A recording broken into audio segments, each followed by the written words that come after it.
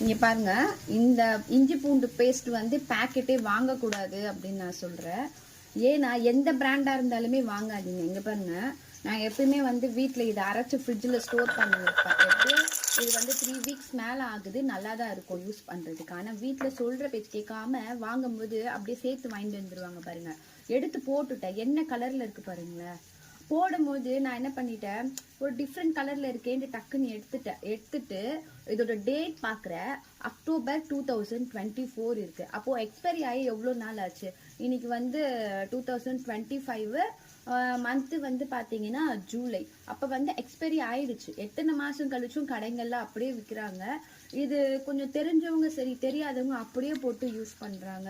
நம்ம வந்து ஃப்ரிட்ஜ் இருந்துச்சுன்னா அப்படியே ஸ்டோர் பண்ணி வைக்கலாம், இல்லைன்னா அப்பப்போ அரைச்சி கூட யூஸ் பண்ணிக்கோங்க டியர்ஸ். இதை வந்து நிறைய பேருக்கு வந்து ஷேர் பண்ணுங்க. ஏன்னா யூடியூப் வந்து நிறைய பார்க்குறாங்க, வில்லேஜில் இருக்கவங்களோ இதை பார்க்கும்போது அவங்களுக்குமே தெரியும்.